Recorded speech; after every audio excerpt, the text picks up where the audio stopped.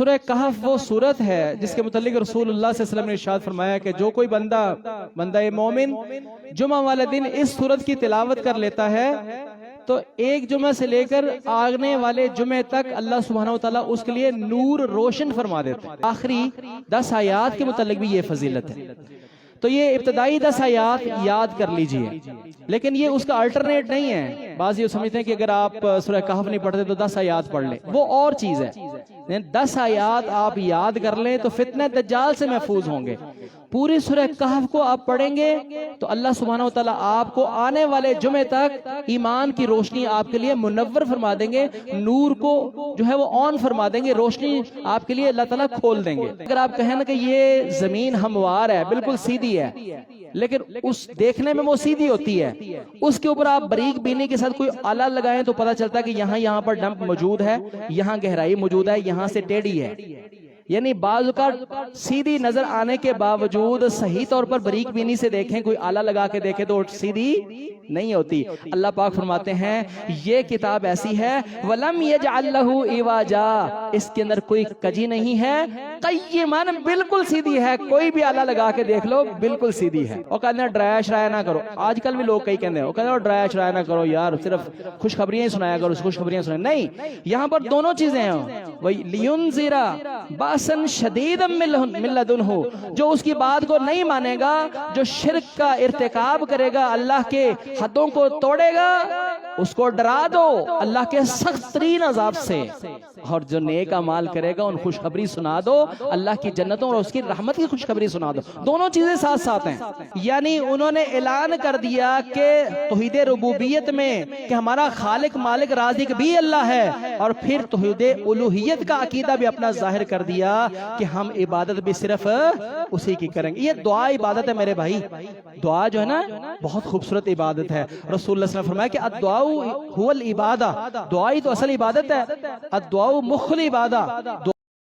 ورسولہ اعوذ باللہ من الشیطان الرجیم، بسم اللہ الرحمن الرحیم۔ يا أيها الذين آمنوا اتقوا الله حق تقاته ولا تموتن إلا وأنتم مسلمون۔ يا أيها الذين آمنوا اتقوا الله وقولوا قولا سديدا يصلح لكم أعمالكم ويغفر لكم ذنوبكم ومن يطع الله ورسوله فقد فاز فوزا عظيما۔ بسم الله الرحمن الرحيم۔ يا أيها الناس اتقوا ربكم الذي خلقكم من نفس واحدة وخلق منها زوجها وبث منهما رجالا كثيرا ونساء، واتقوا الله الذي تساءلون به والأرحام إن الله كان عليكم رقيبا۔ أما بعد فإن خير الحديث كتاب الله وخير الهدي هدي محمد صلى الله عليه وسلم، وشر الأمور محدثاتها وكل محدثة بدعة وكل بدعة ضلالة وكل ضلالة في النار۔ أعوذ بالله من الشيطان الرجيم، بسم الله الرحمن الرحيم۔ الحمد لله الذي أنزل على عبده الكتاب ولم يجعل له عوجا قيما لينذر بأسا شديدا من لدنه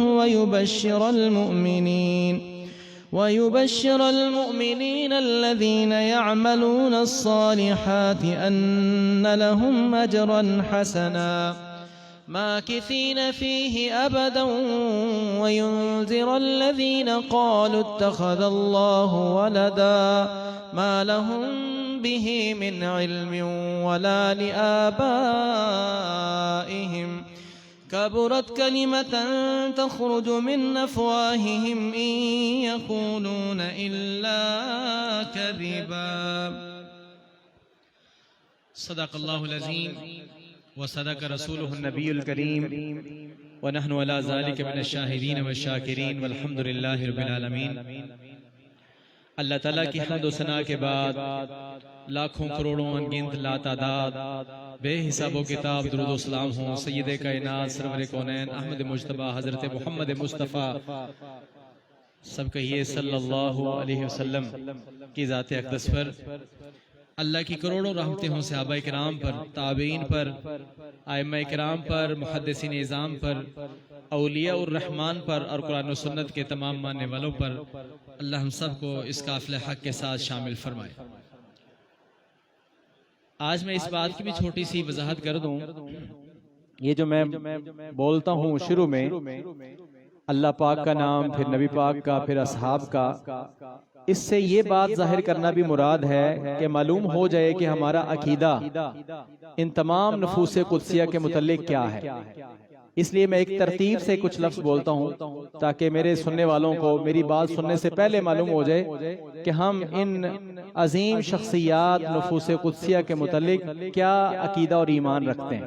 جیسے میں کہتا ہوں کہ اللہ کی رحمتیں ہوں، کروڑوں رحمتیں ہوں صحابہ کرام پر، یعنی میرے نزدیک نبی کے بعد سب سے افضل ترین ہستیاں صحابہ کرام ہیں اور تابعین ہیں۔ اس کے بعد یہ رسول اللہ صلی اللہ علیہ وسلم کی اس حدیث کے مطابق ہے کہ سب سے بہترین زمانہ میرا زمانہ ہے، سب سے بہترین لوگ نبی پاک کے زمانے کے لوگ ہیں، ثم الذین یلونہم ثم الذین یلونہم، پھر اس کے بعد پھر اس کے بعد پھر اس کے بعد۔ اس مناسبت سے ہم یہ ترتیب بناتے ہیں۔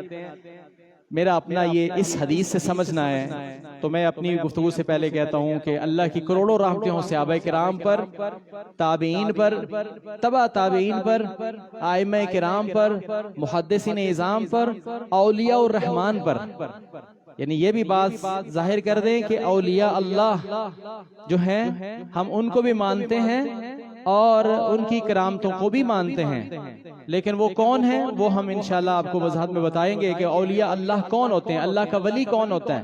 تو ان نٹشل مختصراً یہ ہے، مختصر اللہ کا ولی صرف وہی ہو سکتا ہے کہ جو صحیح معنوں میں 100% قرآن اور حدیث پر عمل کرنے کی کوشش کرتا ہے، وہی اللہ کا ولی ہوتا ہے، جو اللہ کے رنگ میں رنگا ہوا ہوتا ہے۔ اور اللہ کا رنگ کیا ہے؟ یہ قرآن اللہ کا رنگ ہے، رسول اللہ صلی اللہ علیہ وسلم کی حدیث اللہ کا رنگ ہے۔ تو قرآن و سنت کے اندر، اس رنگ کے اندر رنگا ہوا انسان ہی اصل میں اولیاء اللہ ہے۔ تو ہم اولیاء اللہ کو بھی مانتے ہیں۔ تو اس لیے اس ترتیب کو ذہن میں رکھیے، جب ہم یہ بولتے ہیں تو اپنے عقیدے کا اظہار کرتے ہیں اور ساتھ یہ اپنے اللہ سے دعا کرتے ہیں کہ اللہ ہم سب کو اس قافلہ حق کے ساتھ شامل فرمائے اور حشر کے میدان میں اللہ سبحانہ وتعالی ہم سب کو ان کا ساتھ نصیب فرمائے۔ تو اے اہل ایمان، برادران اسلام، میرے بھائیوں، ساتھی، دوستوں اور میری سامعات ماں اور بہنوں، آج میں ایک انتہائی اہم مقام آپ کے سامنے پڑھنا چاہتا ہوں کہ جس طرح سارا قرآن ہدایت سے بھرا ہوا ہے، اس کے اندر خصوصی طور پر ایک خصوصی اللہ سبحانہ وتعالیٰ کا دیا ہوا فرمان ہے اور اس کے اندر بہت بڑی ہدایت ہے، اور وہ مقام ہے سورۃ الکہف کا۔ سورۃ الکہف کی آج میں ابتدائی چند آیات پڑھوں گا، جتنا میرے پاس ٹائم ہے۔ جہاں ٹائم ختم ہو جائے گا بعد ہم وہاں روک کر اگلے جمعے وہاں سے شروع کر سکیں گے انشاءاللہ۔ سورۃ الکہف ایک ہے قاف، 2 نقطوں والے قاف کے لیے قاف ہے ایک سورت، وہ مراد میں اس کے متعلق نہیں آج بولنا چاہ رہا، میں سورۃ کہف کے متعلق کاف ہا فا کہف، جس کا معنی ہوتا ہے غار۔ اس کی چند آیات کے متعلق ہم پڑھیں گے اور اس میں سے سیکھیں گے۔ سورہ کہف وہ سورت ہے جس کے متعلق رسول اللہ صلی اللہ علیہ وسلم نے ارشاد فرمایا کہ جو کوئی بندہ مومن جمعہ والے دن اس سورت کی تلاوت کر لیتا ہے تو ایک جمعہ سے لے کر آگنے والے جمعے تک اللہ سبحانہ وتعالیٰ اس کے لیے نور روشن فرما دیتا ہے۔ ایک سمجھنے والے اسٹوڈنٹ نے پوچھا کہ کیا مطلب جو نبی پاک نے یہ فرمایا کہ نور روشن ہو جاتا ہے، اس سے کیا مراد ہے؟ تو میں نے اس کو کہا کہ نور روشنی کو کہتے ہیں آپ سمجھیں کہ مسجد کے اندر یہ ایسی ہیں، یہ سارا کچھ اتنی زیادہ چیزیں لگی ہوئی ہیں اور رات کا اندھیرا ہو، لائٹ بند ہو تو آپ کو کچھ بھی نظر نہیں آتا. اعلیٰ پنکھے بھی وہی ہیں، اے سی بھی وہی ہیں، ساری چیزیں وہی موجود ہیں، لیکن آپ کو نظر نہیں آتی. لیکن وہی جب آپ روشنی کو آن کرتے ہیں، لائٹ آن کرتے ہیں، تو آپ کو یہ ساری چیزیں نظر آنا شروع ہو جاتی ہیں. تو یہی اس سے مراد ہو سکتی ہے کہ جب آپ سورہ کہف کی تلاوت کرتے ہیں، آنے والے جمعہ تک اللہ پاک ایمان کا نور روشن فرما دیتا ہے، آپ کو نیکی نظر آتی ہے، آپ اس کی طرف الیر ہوتے ہیں، آپ کو رغبت ہوتی ہے، آپ کو دلچسپی ہوتی ہے، آپ کا دل کھنچتا ہے، آپ کر سکتے ہیں. اور آپ کے سامنے جب یہ نور روشن ہوتا ہے تو برائیاں نظر آنے لگتی ہیں، اللہ کی حجتیں سامنے آ جاتی ہیں اور عذاب سمجھ آنا شروع ہو جاتا ہے، اللہ کی ناراضگی سمجھ آتی ہے، انسان جو ہے وہ گناہوں سے بچنا شروع کر دیتا ہے. تو اس کو میں اور آپ کوشش کریں کہ ہر جمعہ والے دن یہ صبح سے لے کر شام تک جب بھی آپ کو ٹائم لگے سورہ کہف کی تلاوت کر لیا کریں. اللہ تعالی ہم سب کو اس کی توفیق نصیب فرمائے. اور ایک اور بات رسول اللہ صلی اللہ علیہ وسلم نے فرمائی ہے کہ اس کی ابتدائی 10 آیات جو بندہ حفظ کر لے گا، اللہ سبحانہ و تعالیٰ اس شخص کو فتنہ دجال سے محفوظ فرمائیں گے. یعنی آپ یہ بھی سمجھ لیں کہ جب فتنہ دجال جیسے بڑے فتنے سے انسان محفوظ ہوگا تو چھوٹے چھوٹے فتنوں سے تو انسان بالأولیٰ محفوظ ہو جائے گا. اور ایک روایت میں ملتا ہے اس کی آخری 10 آیات کے متعلق بھی یہی فضیلت رسول اللہ صلی اللہ علیہ وسلم نے ارشاد فرمائی ہے. شاید اکثر لوگوں نے یہ بات نہ سنی ہو. آج ہی میں نے تفسیر القرآن الکریم میں حافظ عبدالسلام بھٹوی حافظہ اللہ ان کی تفسیر میں پڑھ رہا تھا کہ آخری 10 آیات کے متعلق بھی یہ فضیلت ہے. تو یہ ابتدائی 10 آیات یاد کر لیجئے، لیکن یہ اس کا الٹرنیٹ نہیں ہے. بعض یہ سمجھتے ہیں کہ اگر آپ سورہ کہف نہیں پڑھتے تو 10 آیات پڑھ لیں، وہ اور چیز ہے. 10 آیات آپ یاد کر لیں تو فتنہ دجال سے محفوظ ہوں گے. پوری سورہ کہف کو آپ پڑھیں گے تو اللہ سبحانہ و تعالیٰ آپ کو آنے والے جمعے تک ایمان کی روشنی آپ کے لیے منور فرما دیں گے، نور کو جو ہے وہ آن فرما دیں گے، روشنی آپ کے لیے اللہ تعالیٰ کھول دیں گے. تو آئیے میرے بھائیو ہم اسے سیکھتے ہیں کہ کیا اللہ پاک نے فرمایا ہے. بسم اللہ الرحمن الرحیم. الحمدللہ الذی انزل علی عبدہ الکتاب ولم یجعل لہ عوجا قیما لینذر بأسا شدیدا من لدنہ ویبشر المؤمنین الذین یعملون الصالحات ان لہم اجرا حسنا. 5 صورتیں جو ہیں وہ الحمد سے شروع ہوئی ہیں، الحمدللہ سے شروع ہوئی ہیں. جیسے سورۃ الفاتحہ ہے، سورہ انعام ہے، سورہ سبا ہے، سورہ فاطر ہے، اور یہ سورہ جو ہے سورہ کہف، 5 صورتیں الحمدللہ سے شروع ہوئی ہیں. اور اس کا معنی ہے کہ ساری کی ساری تعریفیں اس کا اصل حقدار اللہ سبحانہ و تعالیٰ ہی ہے. تمام انواع و اقسام کی جو تعریفیں ہیں وہ ساری کی ساری اللہ کے لیے خاص ہیں. اور اس کی دلیل کے طور پر سورہ فاتحہ میں اللہ تعالیٰ نے 4 دلیلیں بیان فرمائی ہیں. کیوں اس کی تعریفیں ہیں؟ رب العالمین ہے، وہ الرحمن ہے، الرحیم ہے، مالک یوم الدین ہے، اس لیے وہی ہر تعریف کا حقدار ہے. اور یہاں پر اللہ سبحانہ و تعالیٰ نے ایک دلیل بیان فرمائی ہے، الحمدللہ الذی انزل علی عبدہ الکتاب. ساری تعریفیں اس اللہ کے لیے ہے کہ جس نے اپنے خاص بندے حضرت محمد مصطفیٰ صلی اللہ علیہ وسلم کے اوپر اس کتاب کو نازل فرمایا ہے. سبحان اللہ، یہ کتنی بڑی شان کی بات ہے، کتنی بڑی فضیلت کی بات ہے، کتنی اعلیٰ بات ہے کہ اللہ پاک نے اپنی تعریف کی دلیل یہ بیان فرمائی ہے کہ ساری تعریفوں کا حقدار وہ اللہ پاک کی ذات ہے کہ جس نے اپنے بندے کے اوپر انسانوں کی ہدایت کے لیے اس کتاب کو نازل فرمایا. دعا کریں اللہ ہم سب کو اس کو پڑھنے کی توفیق نصیب فرمائے، صرف تلاوت کے طور پر ہی نہیں بلکہ اس کو ترجمے کے ساتھ سمجھنے کی توفیق نصیب فرمائے. بڑی بدقسمتی ہے میرے بھائیوں اگر ہم ساری زندگی گزار دیں اور ہم اس کا مطالعہ ہی نہ کر سکیں. اللہ اکبر، کیسے ایمان حاصل ہو سکتا ہے؟ واللہ آپ کو صحیح ایمان حاصل نہیں ہو سکتا جب تک آپ قرآن کا فہم حاصل نہیں کریں گے. میں اور آپ ہی نہیں، میں اپنے آپ کو شامل کرتا ہوں اکثر اس بات میں کہ جو میں بات کہہ رہا ہوں اس کا مخاطب میں بھی ہوں. میں اور آپ تب تک آخرت کا یقین پیدا نہیں کر سکتے جب تک اس قرآن میں سے گو تھرو نہیں ہوں گے. جب تک اس قرآن کو نہیں پڑھیں گے جنت بھی صحیح سمجھ نہیں آ سکتی، جہنم بھی صحیح سمجھ نہیں آ سکتی. انسان جو ہے وہ نیکی اور برائی کا راستہ نہیں دیکھ سکتا صحیح طور پر، اور انسان جو ہے وہ نیکیوں کی طرف دلچسپی نہیں رکھ سکتا اور گناہوں سے بچنے کی اتنی کوشش نہیں کر سکتا جب تک انسان قرآن میں سے جو ہے وہ گو تھرو نہ ہو. کیونکہ اللہ سبحانہ و تعالیٰ فرمائے انما یخشی اللہ من عبادہ العلماء، حقیقی طور پر اللہ سے ڈرنے والے علماء ہی ہوتے ہیں، جس کو علم ہوتا ہے نا، اپنے رب کی معرفت ہوتی ہے، اس کی کبریائی، اس کی بڑائی، اس کا قبضہ، اس کا کنٹرول، اس کا اکبر ہونا جس کو معلوم ہوتا ہے، وہی تھر تھر کانپ جاتا ہے اس کے سامنے جب اس کے رب کا حکم آتا ہے، تو وہ اس کو پوری پہچان ہوتی ہے تو وہ لرز جاتا ہے، لرزہ برندام ہو جاتا ہے اور فوراً اپنی رب کی طرف جو ہے وہ لوٹ آتا ہے۔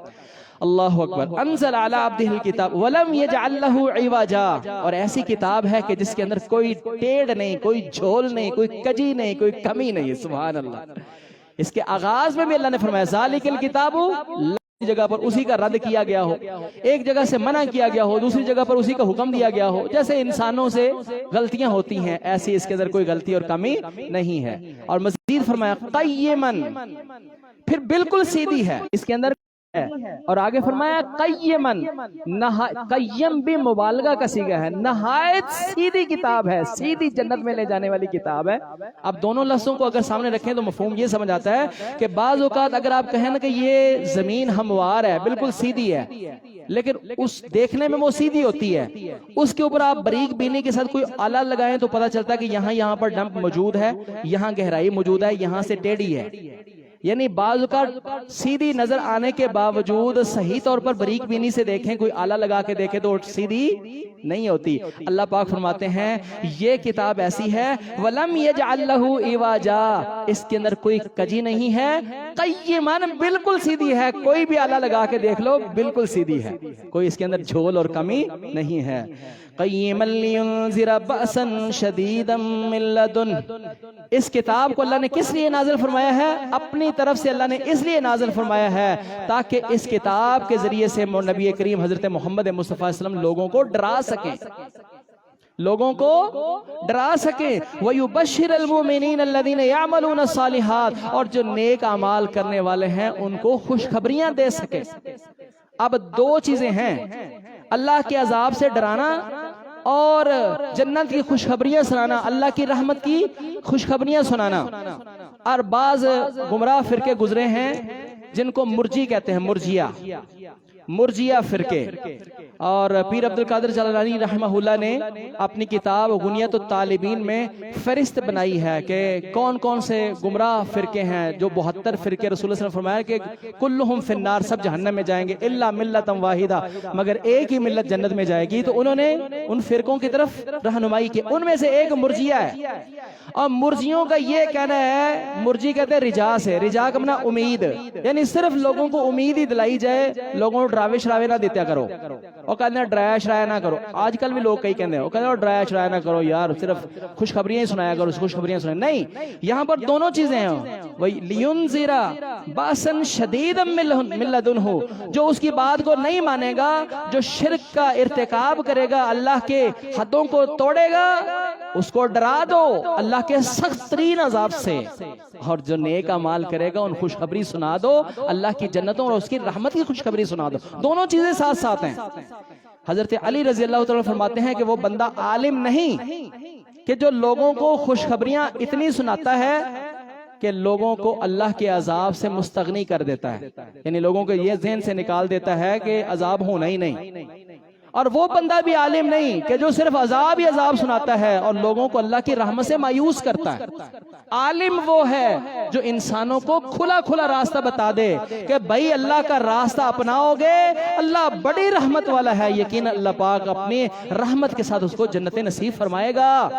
لیکن اگر تم نے ٹیڑھ پن اختیار کیا اور اللہ کی حدوں کو توڑا تو کوئی بعید بات نہیں ہے کہ اللہ سبحانہ وتعالیٰ تمہیں دنیا آخرت کیا دنیا میں ہی پکڑ لے۔ تو دونوں چیزیں ہیں۔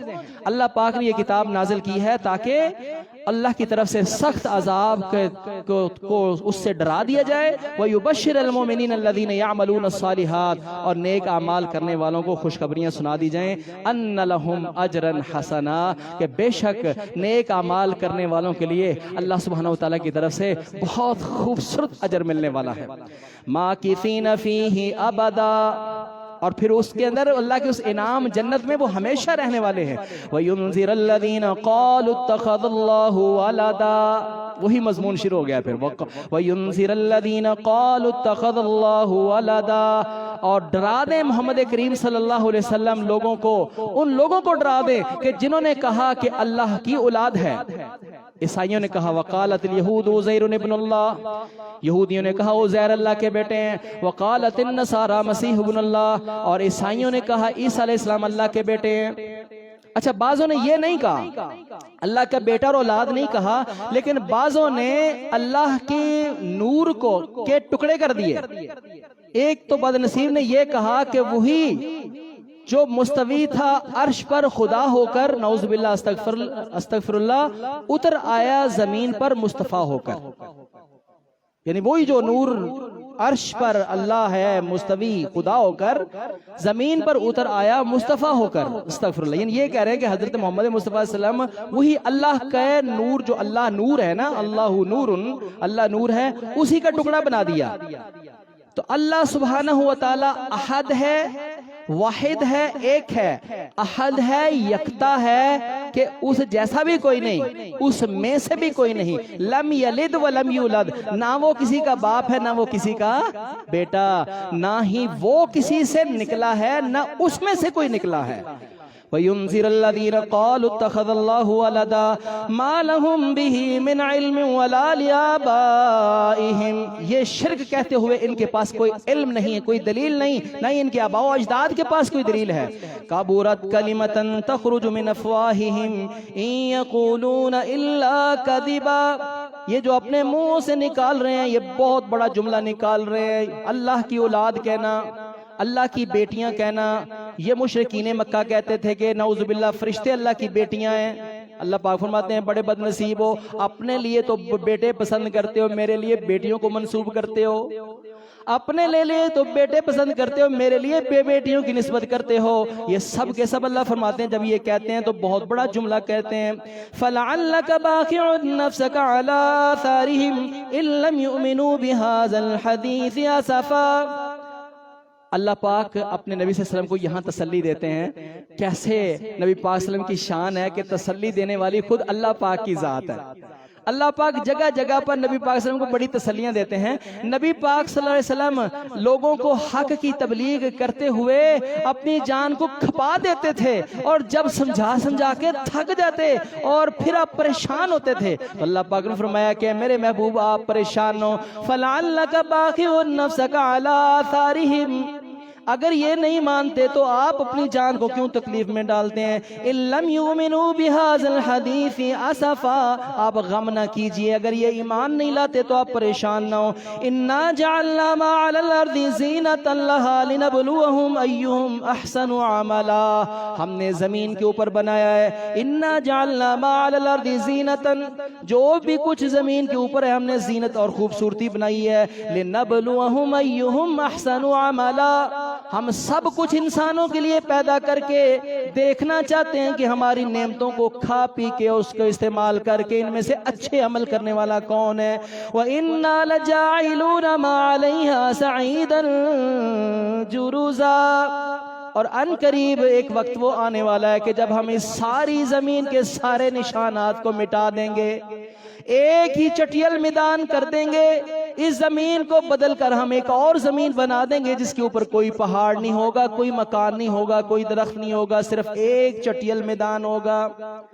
اب آئیے وہ واقعہ جس کے لیے آج میں آپ کے سامنے یہ آیات پڑھ رہا ہوں، سورہ کہف، اصحاب کہف کے ساتھ یہ مشہور ہے۔ کہف کہتے ہیں غار کو، اور یہ عام غار نہیں، بڑی غار جو دو پہاڑوں کے درمیان میں ایک وسیع جگہ ہوتی ہے نا، اس کو کہف کہتے ہیں۔ ایک چھوٹی غار جو ہول ٹائپ ہوتی ہے نا، اس کو غارن یا مغارتن کہتے ہیں، اور جو بڑی وسیع جگہ ہو نا اس کو کہف کہتے ہیں۔ ام حسبت ان اصحاب الکہف والرقیم کانوا من آیاتنا عجبا، کیا آپ سمجھتے ہیں کہ اصحاب کہف اور تختیوں والے یہ اللہ کی عظیم عجیب آیتوں نشانیوں میں سے ہیں؟ آپ اس پر تعجب کرتے ہیں؟ یعنی وہ 309 سال اللہ پاک نے ان کو سلائے رکھا۔ اللہ پاک فرماتے ہیں تم اس بات پر تعجب کرتے ہو، حالانکہ ہم نے تو اس سے بڑے بڑے کام کیے ہیں، ہم نے تو آسمانوں اور زمین کو بنایا ہے، اور ہم نے بڑے بڑے نظام چلا دیے ہیں، وہ اللہ کی بڑی بڑی نشانیاں ہیں، یہ تو چھوٹی نشانی ہے، آپ اس بات پر تعجب کر رہے ہیں؟ اذ اول فتیۃ الی الکہف فقالوا ربنا آتنا من لدنک رحمۃ وہیئ لنا من امرنا رشدا. جب اس کہف کے پاس، اس غار کے پاس کچھ نوجوان آئے، یہ نوجوانوں کے متعلق آج میں خصوصی ایک بات عرض کرنا چاہتا ہوں. اذ اول فتیۃ الی الکہف، کچھ نوجوان اس غار کے پاس آئے. فقالوا ربنا آتنا من لدنک رحمہ، انہوں نے اپنے رب سے کہا اے ہمارے رب ہمیں اپنی طرف سے رحمت نازل فرما. وہیئ لنا من امرنا رشدا، اور ہمارے معاملے کو ہمارے لیے آسان فرما. فضربنا علی آذانہم فی الکہف سنین عددا، ہم نے ان کے کانوں کے اوپر ڈاٹ لگا دیے، ان کو کوئی سماعت نہیں آ رہی، ادھر ادھر کا شور اور شور و غوغا ان کو نہیں آ رہا.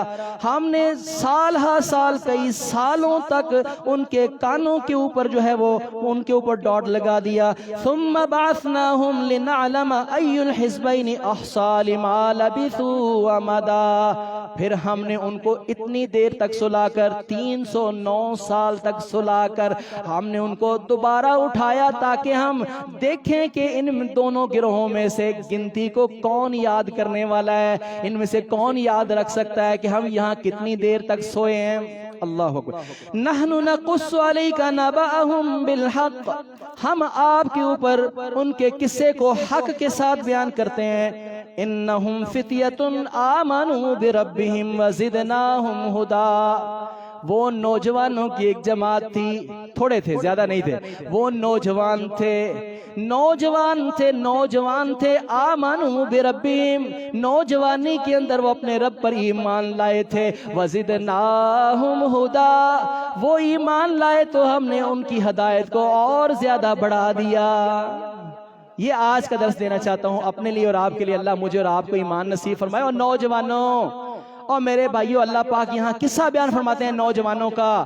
ہمیشہ نوجوانوں سے تبدیلی آتی ہے. کافر بھی اس بات کو سمجھتا ہے، اور وہ تو اچھے طریقے سے، وہ انجینئر طریقے سے وہ نوجوان نسل کو تباہ و برباد کر رہا ہے. وہ سمجھتے ہیں اس بات کو، ہم ہی غفلت کی نیند سوئے ہوئے ہیں. جس قوم کی نوجوان نسل بیدار ہو جائے اور محنت پر لگ جائے اور اپنے ملت کے اور اعلاء کلمات اللہ کے اوپر برسر پیکار ہو جائے، اس کا کوئی راستہ نہیں روک سکتا. ہمیشہ تبدیلی نوجوانوں سے آتی ہے. خود حضرت محمد مصطفیٰ صلی اللہ علیہ وسلم پر بھی ایمان لانے والے پہل زیادہ نوجوان لوگ تھے. حضرت ابو بکر رضی اللہ عنہ کی عمر بھلا کتنی تھی؟ یعنی کہا جاتا ہے کہ بڑوں میں سے سب سے پہلے ایمان قبول کرنے والے کون تھے؟ حضرت ابو بکر رضی اللہ عنہ. چھوٹوں میں سے حضرت علی ہے نا، ان کی عمر 11-12 سال تھی. حضرت ابو بکر رضی اللہ عنہ کی عمر بھلا کتنی تھی؟ کوئی 38 سال تھی. 38 سال کی عمر تھی ان کی. اور عمر رضی اللہ تعالیٰ عنہ کی جب انہوں نے اسلام قبول کیا تھا تو عمر 27-28 سال تھی. نوجوان ہی تھے نا، جوان اور نوجوان. تو نوجوان ہی سب سے پہلے ایمان لاتے. اللہ نے موسیٰ علیہ السلام کا بھی ذکر کیا ہے کہ موسیٰ علیہ السلام پر ایمان نہیں لائے تھے مگر چند نوجوان. موسیٰ علیہ السلام پر بھی ایمان نہیں لائے تھے مگر چند نوجوان. اور نوجوان بڑی چیز ہیں، اس لیے ایسے ہی نہیں کافر جو ہے ہمارے نوجوانوں کے اوپر جو ہے پیکیجز کو فری کر رہے. وہی ان کی بنائی ہوئی ٹیکنالوجی ان کے ملکوں میں بڑی مہنگی ہے، یہاں وہ بڑا پیسہ خرچ کر رہے ہیں. بھائی آپ کو فری پیکیجز دیتے ہیں، دن رات مرو کھپو دفع ہو جاؤ. اور وہ فیس بک ہے، ٹک ٹاک ہے، انسٹاگرام ہے، آپ جو جدھر کھولیں بغیر دیکھے، آپ نے نہیں بھی کھولا تو آپ کے سامنے بے حیائی بغیرتی کے ایسے سیلاب ہے. اور جس قوم کو تباہ و برباد کرنا ہو اس کو یہ بڑا آسان ہے کہ اس کاموں کے اوپر لگا دو.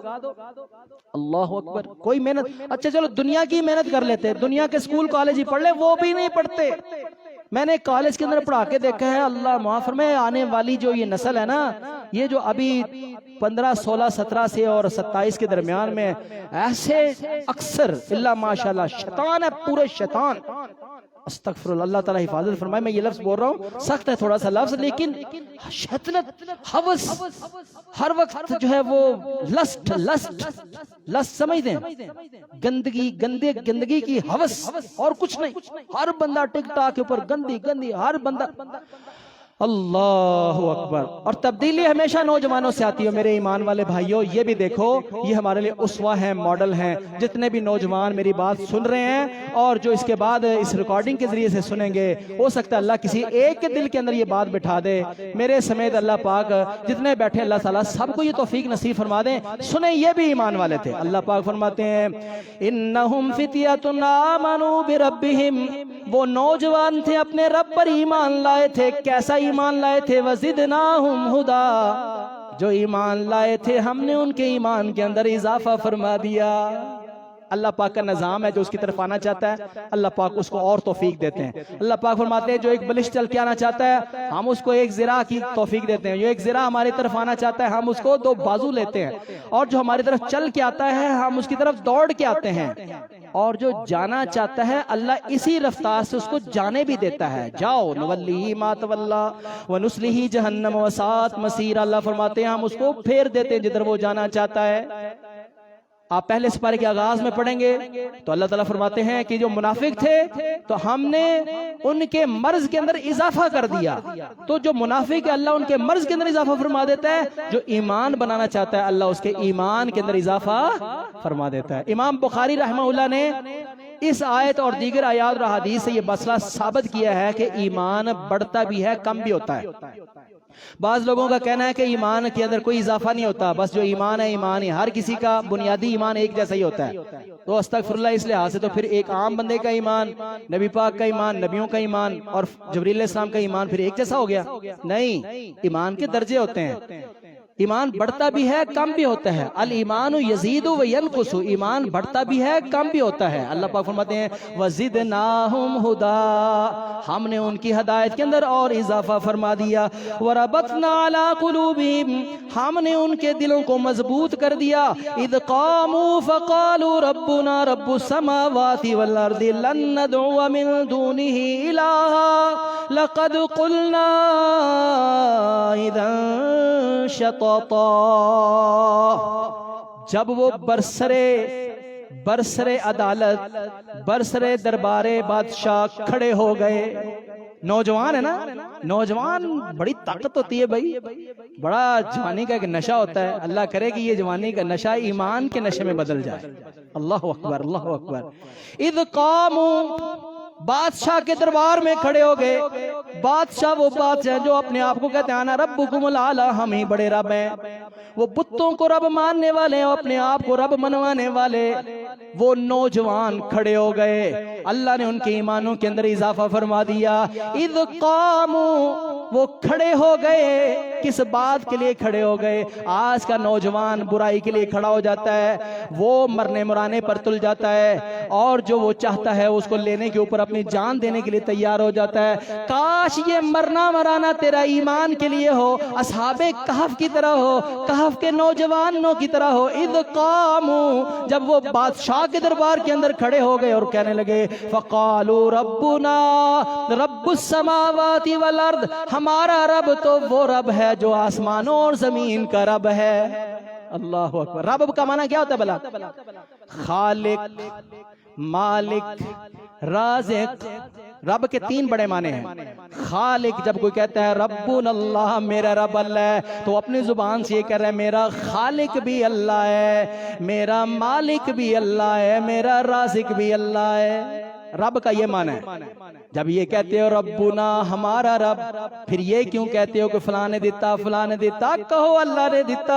وہ جڑا اللہ دیتا نہ رکھ لے تو انہوں بدل دیں ایڈی، وہ ایڈی نہیں نہ بڑے عقیدے نال نام رکھے ہوندا، نا بڑے عقیدے نال سمجھ نال ہوندا نام رکھے اللہ دیتا۔ او بھائی کسی اور نے نہیں دیتا، اللہ نے دیتا۔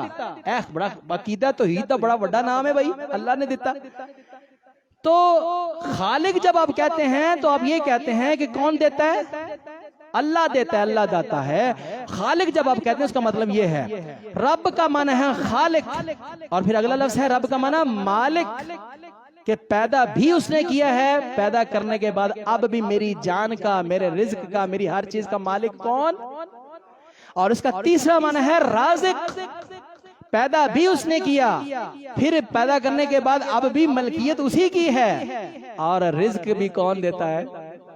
اذ قاموا جب وہ کھڑے ہو گئے بادشاہ کے دربان کے سامنے، سیسا پلائی دیوار بن کر، جوان تھے، نوجوان تھے، جوانی تھی، اور جوانی انہوں نے اپنے رب کے لیے لگائی.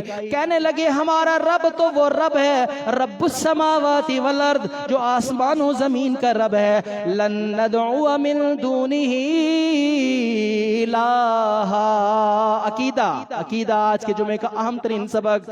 لن ندعو من دونہ الہا، ہمارا رب تو آسمان و زمین کو پیدا کرنے والا رب ہے، ہم اس کے ساتھ، اس الہ کے ساتھ کسی اور کو آواز نہیں دے سکتے.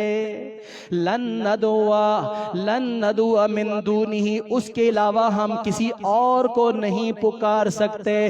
تم حاجت روا، مشکل کشا ان بتوں کو سمجھتے ہو لوگو. وہ آگے کہتے ہیں ہؤلاء قوم اتخذوا من دونہ آلہہ، اور یہ ہماری قوم اللہ کے علاوہ اوروں کو خدا بنائے بیٹھی ہے، اللہ کے علاوہ اوروں کو عبادت کے لائق مانی بیٹھی ہے.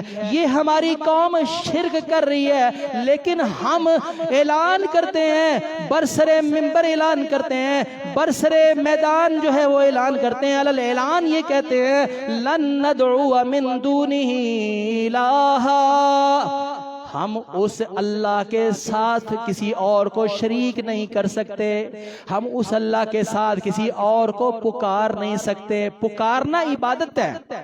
اچھا پہلے توحید ہے، توحید ربوبیت بیان ہوئی ہے.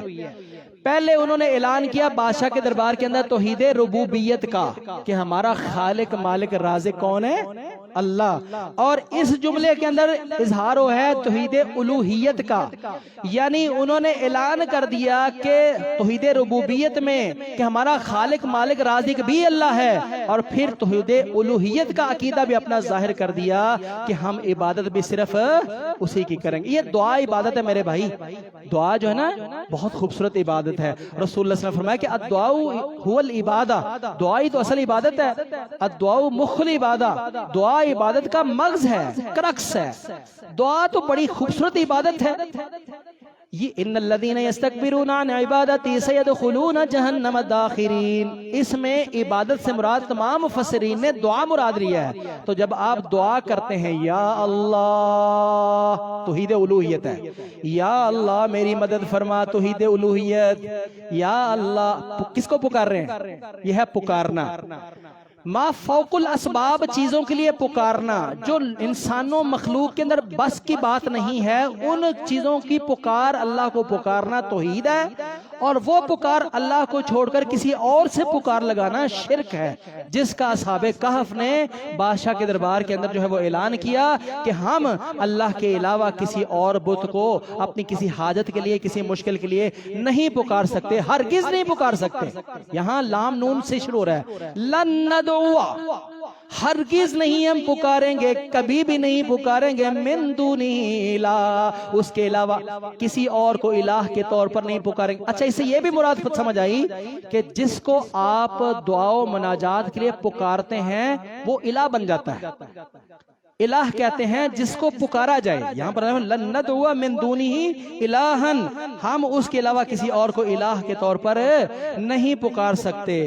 ولن نجعلہ من دونہ، ہم اس کے ساتھ کسی اور کو نہیں پکار سکتے. لقد قلنا اذا شططا، اگر ہم ایسا کریں گے تو بہت بڑا بہتان لگائیں گے، بہت بڑا جرم کریں گے. کیونکہ ان شرک لظلم عظیم، شرک تو سب سے بڑا ظلم ہے. اگر ہم اللہ کے ساتھ کسی اور کو پکار دیں گے تو ہم تو بہت بڑا جرم کریں گے. اللہ اکبر. تو میرے نوجوان بھائیوں ساتھیوں، بڑا انٹرسٹنگ یہ واقعہ ہے. ہم اس کو انشاءاللہ اگلے جمعے میں پڑھیں گے. وقت جو ہے وہ کم ہوتا ہے، جہاں وقت مکمل ہو گیا ہے میں وہیں اپنی بات کو سٹاپ کرتا ہوں. یہاں سے ہم شروع کریں گے. اللہ سبحانہ و تعالیٰ نے قرآن کریم فرقان حمید کے اندر ایک لفظ بھی کوئی زائد بلا وجہ نعوذ باللہ نہیں بیان کیا. اللہ پاک اس قصے کو بیان کر رہے ہیں. کیا قصہ جسٹ ٹو ٹیسٹ لٹریچر ایسے اس لیے نہیں، یعنی لٹریچر ٹیسٹ کے لیے نہیں اللہ نے یہ سٹوری بیان کی.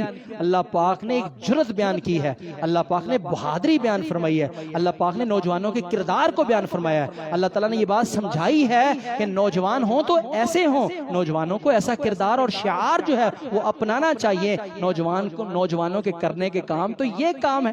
اصل جوانی تو یہاں لڑانے کی جوانی ہے، اصل جوانی تو یہ ہے نا جوانی کہ جو اپنے رب کے لیے لڑ جائے، جو اپنے رب کے لیے مر جائے، جو اپنے رب کے لیے جو ہے وہ کھڑا ہو جائے، اپنے رب کی توحید کے جھنڈے کو پوری دنیا کو لہرا دے۔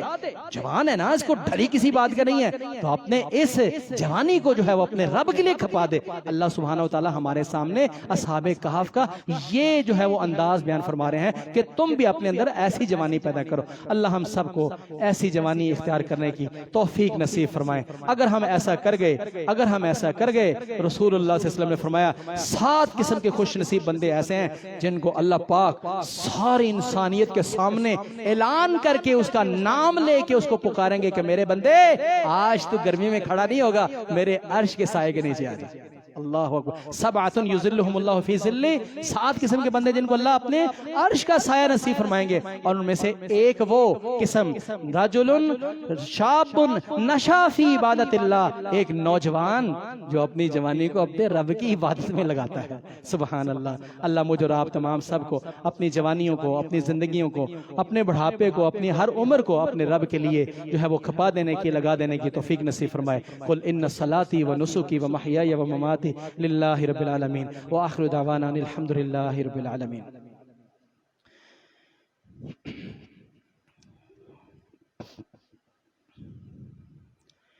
إن الحمد لله نحمده ونستعينه ونستغفره ونعوذ بالله من شرور أنفسنا ومن سيئات أعمالنا من يهده الله فلا مضل له ومن يضلل فلا هادي له وأشهد أن لا إله إلا الله وحده لا شريك له وأشهد أن محمدا عبده ورسوله اللهم صل على محمد وعلى آل محمد كما صليت على إبراهيم وعلى آل إبراهيم إنك حميد مجيد اللهم بارك على محمد وعلى آل محمد كما باركت على إبراهيم وعلى آل إبراهيم إنك حميد مجيد أعوذ بالله من الشيطان الرجيم بسم الله الرحمن الرحيم والعصر إن الإنسان لفي خسر إلا الذين آمنوا وعملوا الصالحات وتواصوا بالحق وتواصوا بالصبر سبحان ربك رب العزة عما يصفون وسلام على المرسلين والحمد لله رب العالمين۔